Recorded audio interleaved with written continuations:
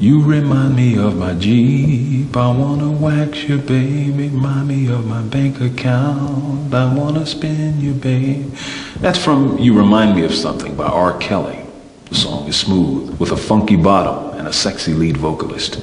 Why does it grit my teeth every time I hear it? Well, it's not because I'm, as one of my sons put it, an old man who just can't interpret the young whippersnappers. That said, I must admit I'm more at home with R&B, with the soft significance of an Anita Baker or even Brownstone, singers like Sade and, yes y'all, Whitney. I also enjoy much of rap for its vitality, its rawness, its irreverence, and its creativity. Rap is an authentic descendant of a people with ancient African oral traditions, from griots who sang praise songs to their kings, to bluesmen who transmuted their pain into art. For a generation born into America's chilling waters of discontent, into the 1970s and 80s, into periods of denial, cutbacks, and emergent white supremacy, one must understand how love songs sound false and discordant, out of tune with their gritty survivalist realities. When their mothers and fathers were teenagers, Curtis Mayfield sang, "We're winners, and never let anybody say that you can't make it, 'cause some people's mind is in your way. We're moving on up."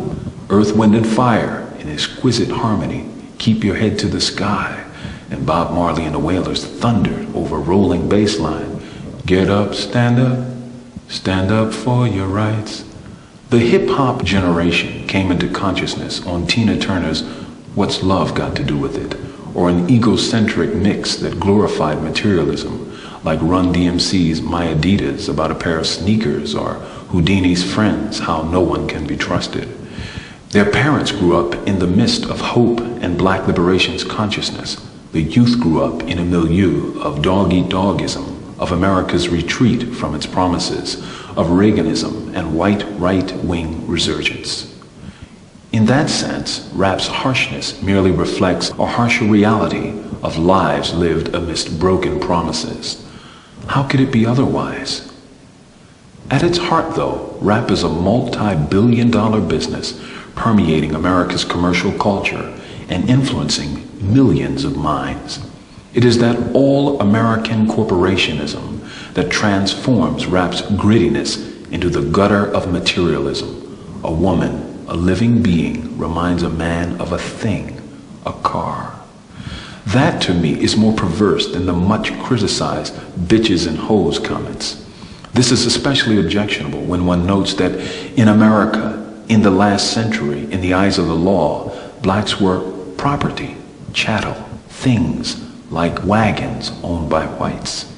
That a black man, some 3 generations later, could sing that a black woman, his God-given mate, his female self, could remind me of my Jeep amazes me.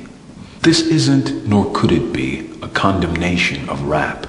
The late Tupac Shakur's "Dear Mama" and "Keep Your Head Up" are shining examples of artistic expressions of loving oneness with one's family and people. Creative, moving, loving, funky, angry, and real are that late young man's works, as is a fair amount of the genre. Like any art form in America, it is also a business with the influences of the marketplace impacting upon its production. The more conscious its artists, the more conscious the art. Keep your head up. From Death Row, this is Mumia, Abu-Jamal.